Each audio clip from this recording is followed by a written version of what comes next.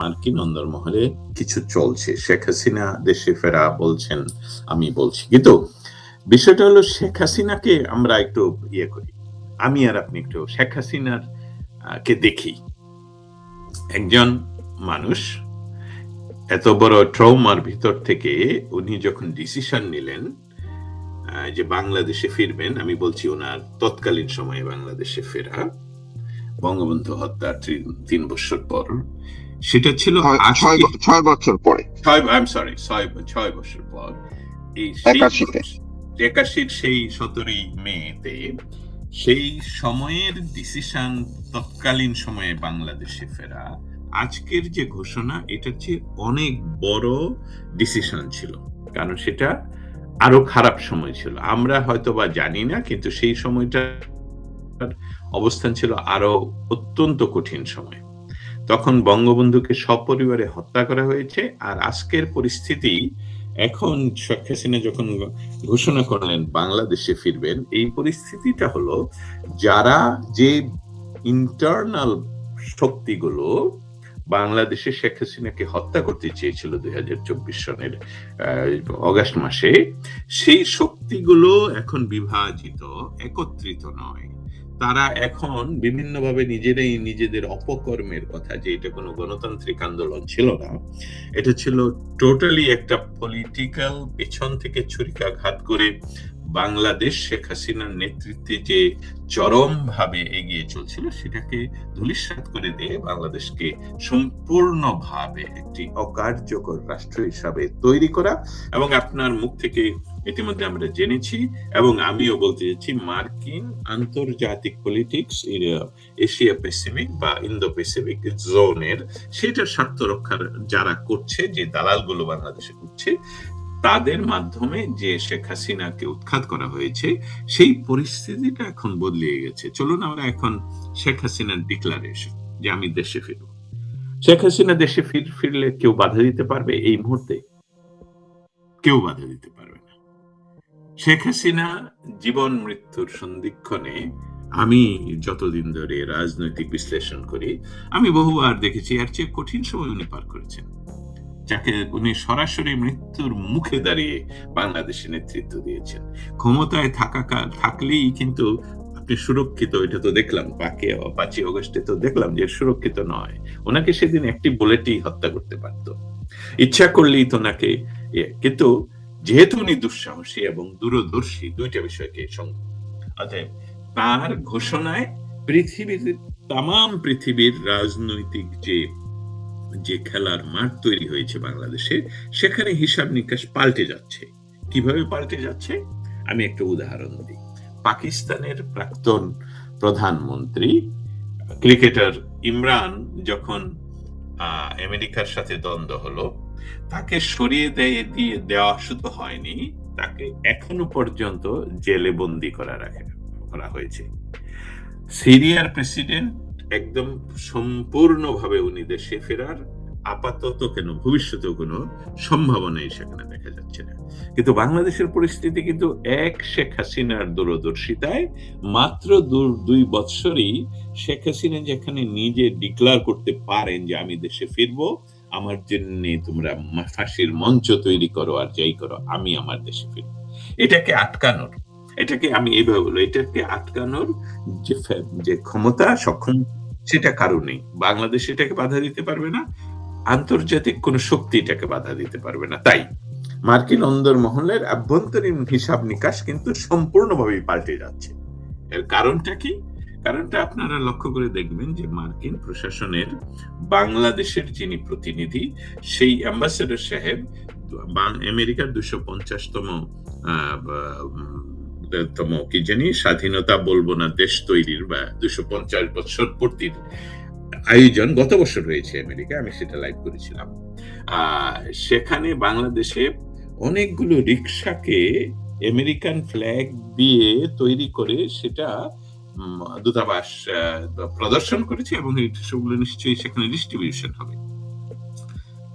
এই বিষয়টা কিন্তু বাংলাদেশের আভ্যন্তরীণ রাজনীতিতে ইনফ্লুয়েন্স তৈরি করার জন্য অনেকগুলো কাজের বাহ্যিক যেটা আমরা দৃশ্যমান দেখতে পাচ্ছি, কিন্তু এর পেছনে নিচের যে আরো অনেক বড় কিছু হচ্ছে সেটা আমরা দেখতে পাচ্ছি না। আপনি শুধু চিন্তা করে দেখুন, উদাহরণটা, এই রিক্সা যদি ভারতের পতাকা দিয়ে হতো, এই রিক্সা যদি রাশিয়ান এমনকি চাইনিজ পতাকা দিয়ে হতো, তাহলে ইতিমধ্যে বাংলাদেশে যারা বাংলাদেশ বিরোধী বলবো তারা কিন্তু রাস্তাঘাট সমানে এবং মসজিদ মাদ্রাসায় সমানে আন্দোলন করতো, কিন্তু কিছুই বলা হচ্ছে না।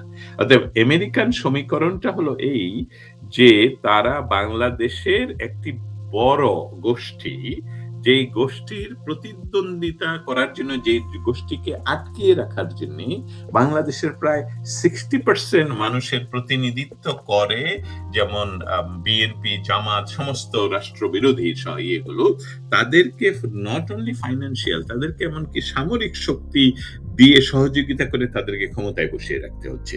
অতএব এদের এই যে খরচ, এই খরচ করে যেটা ইন্দো প্যাসিফিক তথা বঙ্গোপসাগরে তাদের যে মৌলিক উপস্থিতির প্রয়োজন, সেটা কিন্তু অনেকটাই আমি বলবো কার্যত তারা হাসিল করে ফেলেছেন ইউনূস সরকারের মাধ্যমে। অতএব এখন যেটা স্থিতিশীল পরিস্থিতি তৈরি করতে হলে আমেরিকাকে এই বাস্তবতা মানতে হচ্ছে যে শেখ হাসিনা ফিরবেন, এবং বাংলাদেশ আওয়ামী লীগকে রাজনৈতিক মাঠে না নামালে একটা দীর্ঘস্থায়ী বা দীর্ঘ মেয়াদী স্থিতিশীল পরিস্থিতি বাংলাদেশে হবে না।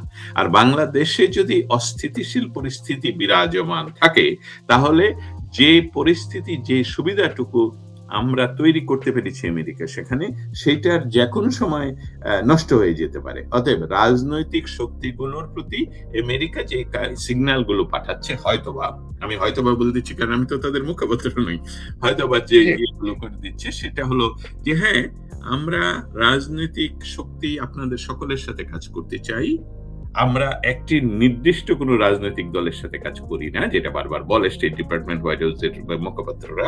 এবং সেখানে আওয়ামী লীগের নিষিদ্ধতা নিয়ে এখনো পর্যন্ত তারা কিন্তু কোনো মন্তব্য করেনি।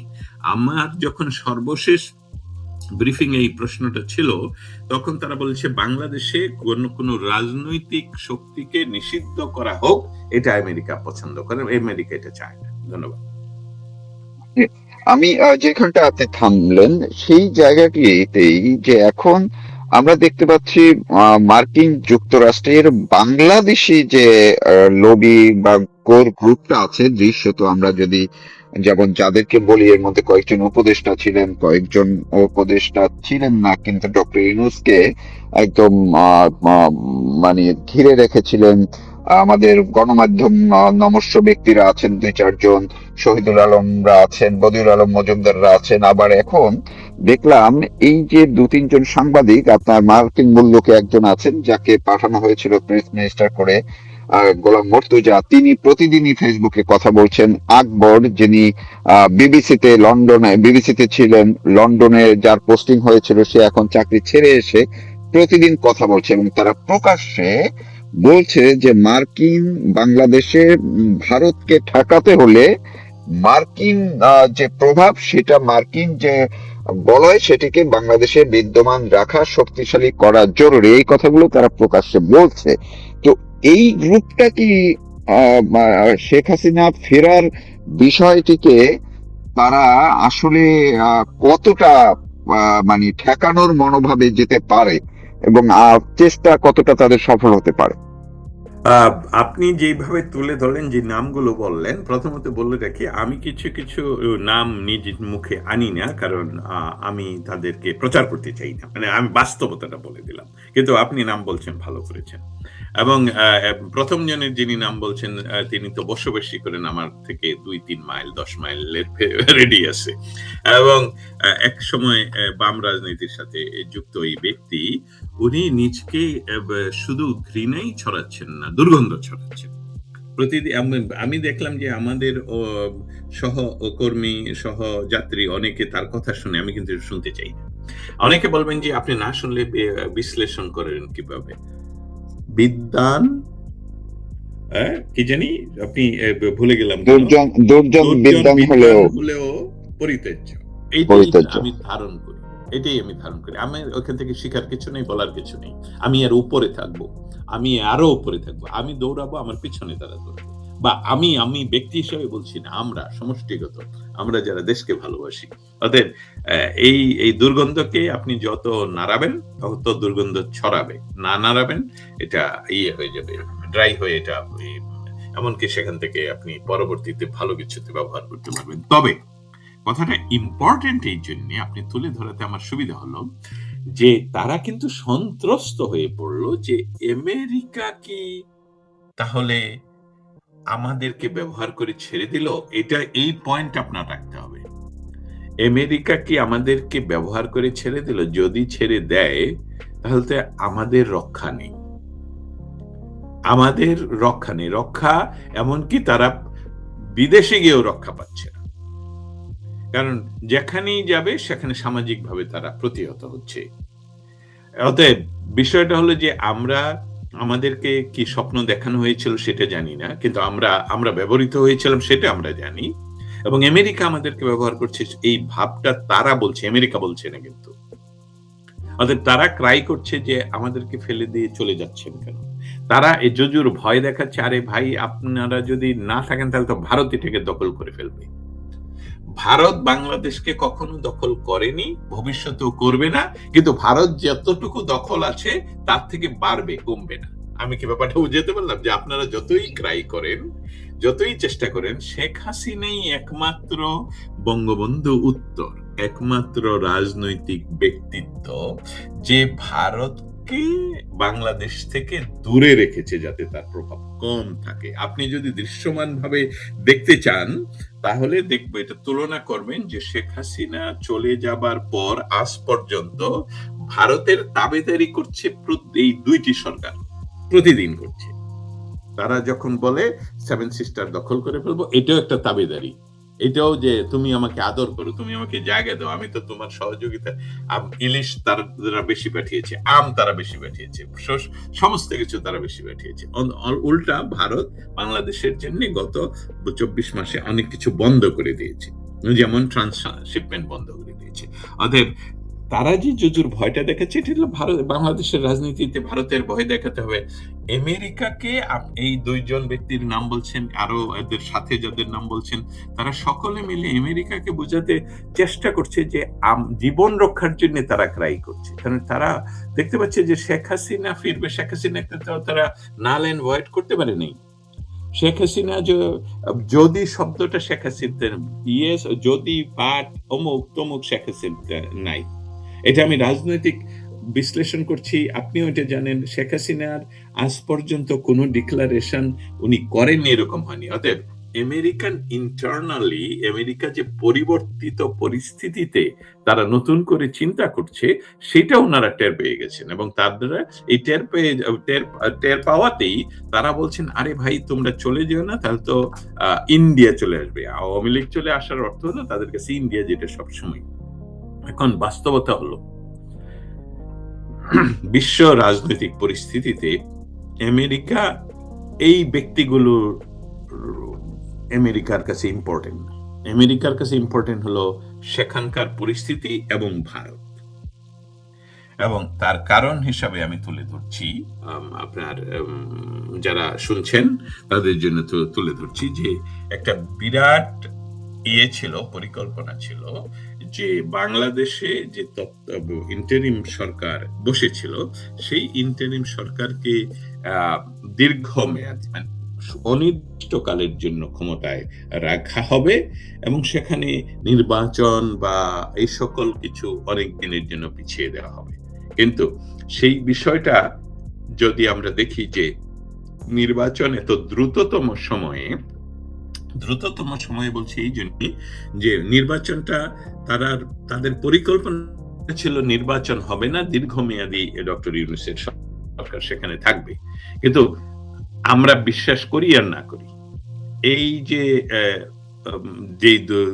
দুই সাংবাদিকের কথা বললেন তাদেরকে আমি বলছি, আপনাদেরকে এই যে নির্বাচন করতে বাধ্য হলো ডক্টর ইউনূস, সেটা কি আমেরিকা? না, আমেরিকা নয়, সেটা আপনারা যার নাম নিতে ভয় পান যে দেশটি, সেই দেশটি এটা ঘটিয়েছে।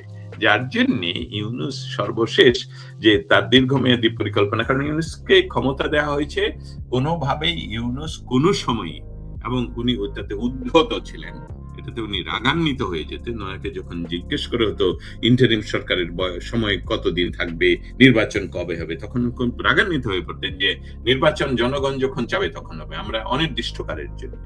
অতএব ওনারকে বসানো হয়েছিল যে 10 বছর 15 বছর না, তুমি আজীবন থাকো, দেয়ার ইজ নো প্রবলেম।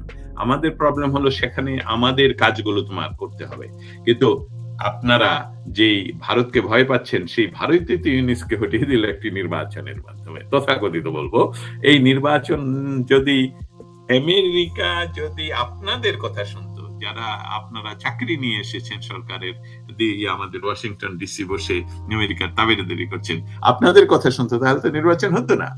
সেখানে ভারতের কথার বাইরে বিশ্বের কোন রাষ্ট্রই এখন যেতে পারে না, এবং ভারত অন্য রাষ্ট্রের কথা, মানে এই রাষ্ট্রগুলোর বাইরে যেতে পারে না। কোয়াডের কথা বলে রাখি, কোয়াড ইজ ভেরি ইম্পর্টেন্ট, যেটা শেখ হাসিনা নিশ্চয়ই সেখানে যাবেন, নিশ্চয়ই বাংলাদেশের জন্য গুরুত্বপূর্ণ, কিন্তু কোয়াডের মেম্বার হলো আমাদের প্রতিবেশী, এবং কোয়াডের মেম্বার হিসেবে তারা একদম সম। আমরা না হয় ছোট দেশ হিসেবে সেখানে গিয়ে প্লে করতে পারতাম না, শেখ হাসিনার ডিসিশন যে আমরা যেহেতু তাদের মতন এত শক্তিশালী রোল প্লে করতে পারবো না, আমরা যাব না। কিন্তু ভারতকে ডিঙ্গিয়ে সেখানে রাজনীতি কন্ট্রোল করা, মানে ইন্দো প্যাসিফিক জোনে রাজনীতি কন্ট্রোল করা, আর এখানে একটা খ্রিস্টান রাষ্ট্র তৈরি করা, এসবগুলো পরিকল্পনা হতে পারে, কিন্তু এই পরিকল্পনার এই খেলায়, এই গেমে শেখ হাসিনা অংশগ্রহণ করেনি। ডক্টর ইউনূস অংশগ্রহণ করার প্রতিশ্রুতি দিয়ে এসেছিলেন, কিন্তু পারেননি, ওনাকে চলে যেতে হয়েছে। অতএব ইন্টারনালি শেখ হাসিনার ডিক্লারেশনকে আপনারা যাদের পিঠ বাঁচানো, জান বাঁচানো চেষ্টা করছেন, এই ক্রাইগুলো আমাদের ইম্পর্টেন্ট না। আমাদের ইম্পর্টেন্সই হলো, আমি আর দুইটি বিষয়টাকে উল্লেখ করে শেষ করছি। ইতিমধ্যেই নীতিগত পরিবর্তন, বা আমি বলবো এই মুহূর্তে ধোঁয়াশা সৃষ্টি হয়েছে ওয়াশিংটন ডিসিতে বাংলাদেশ পরিস্থিতি নিয়ে। এই ধোঁয়াশা সৃষ্টি হলে আপনি জানেন, প্রতিটি বিষয় আপনার নতুন কিছু ক্লিয়ার দেখতে হলে আপনাকে এটা ঘোলা করতেই হয়, বা ঘোলা হয় বা ধ্বংস হয়, সেখান থেকে বের হয়। আর দ্বিতীয়ত, ডিপ স্টেটের দৃষ্টিভঙ্গিটা একটু বলি।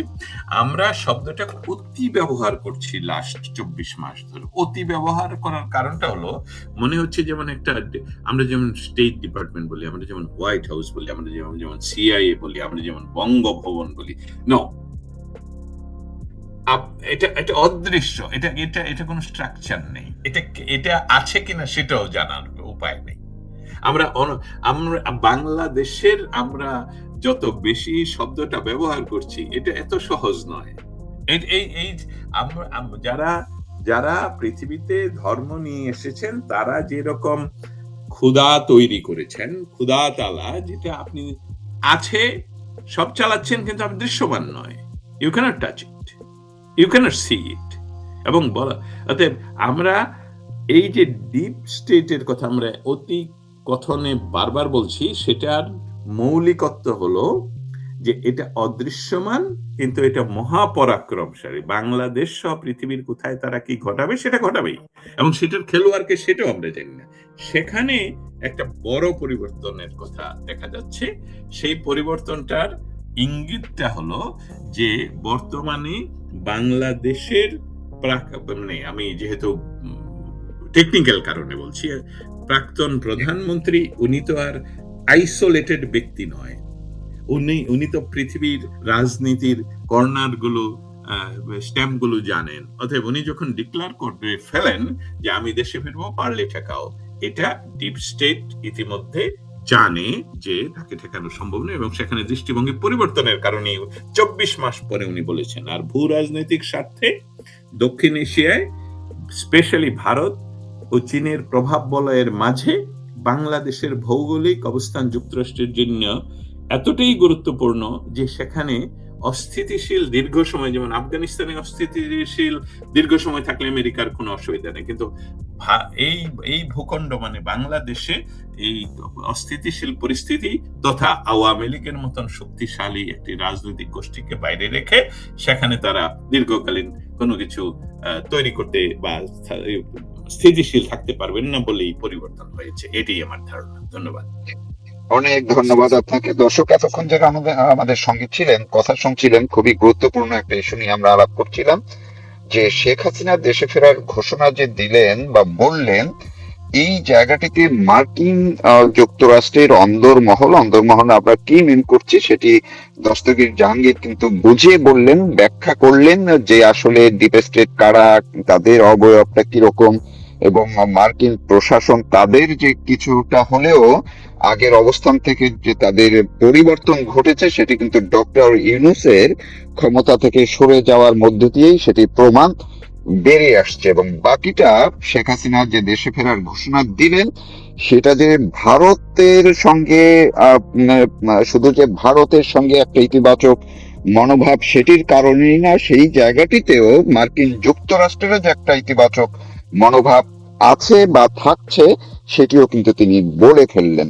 আশা করি আপনারা দস্তগীর জাহাঙ্গীরের বক্তব্যগুলো শুনলে আর একটু পরিষ্কার হবেন। দস্তগীর জাহাঙ্গীর, আমি আপনাকে আবারও কৃতজ্ঞতা ধন্যবাদ জানিয়ে এখনকার মতো শেষ করছি। আবার কথা হবে অন্য কোনো ইস্যু নিয়ে অন্য কোনো সময়। ভালো থাকুন, সুস্থ থাকুন, অবশ্যই নিরাপদে থাকুন।